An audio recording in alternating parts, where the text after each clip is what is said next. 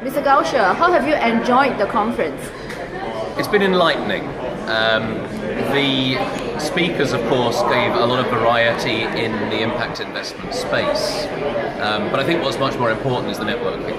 The networking, for me personally, I was a speaker, and I think I've met a number of people. I feel there's probably a couple of deals coming up. One of the most interesting was the new stock exchange, the ISDX. I'm now working on providing liquidity through ISDX stock exchange for some of our investments in Nepal.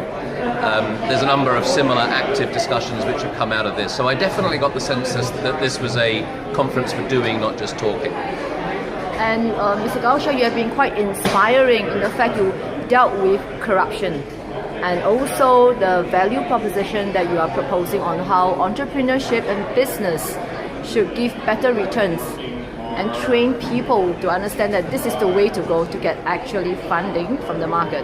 Do you want to share a little bit more?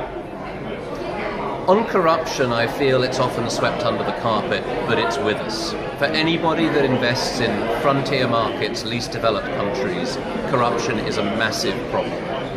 And I feel that the continual top-down approach which governments and aid agencies are trying to do to add legislation, anti-corruption commissions, it may or may not help, but the data I have suggests that it isn't helping.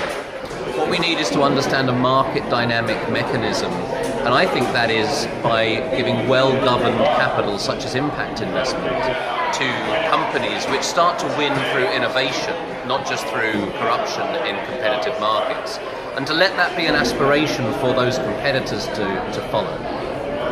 Your second question was about rates of return, was it? Yes.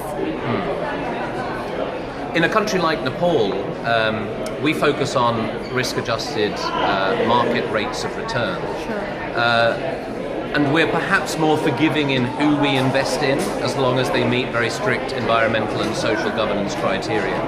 The reason for that is Nepal suffers from a strong lack of foreign direct investment. Only $40 million last year, whereas what it really needs is about $2.5 to $3 billion every year. And you're not going to get foreign investment unless somebody goes first. So if we were to subsidize our returns for social good, then what we would be doing is sending a message to the market that Nepal's rate of return is lower than it perhaps could be. And that would have a knock-on effect on a lower foreign direct investment. So where I want to do social good, I use a non-profit, the Dolma Foundation, or other non-profits. But when we invest through Dolma Impact Fund, we invest for risk-adjusted market returns. And has that been profitable and possible? Ask me again in 5 years. We've been investing for 2 years. We're a 10-year fund, and obviously our money is now invested. Only when we exit will we actually know. And if you ask me what is a risk-adjusted market rate of return in Nepal, I don't know, because we're the first private equity fund. Well, so it sounds like it's a good thing to make a date with you, Mr. Gocher.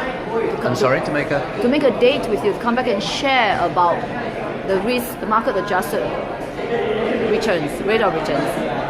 I think what we'll see is the market will play its course. So as we exit our investments towards the end of the 10-year life of the fund, we will see. And then it's up to global capital markets to decide whether that rate of return is indicative of Nepal, whether it's enough, for example, to not invest in India, to invest in Nepal if they have the mandate to do so.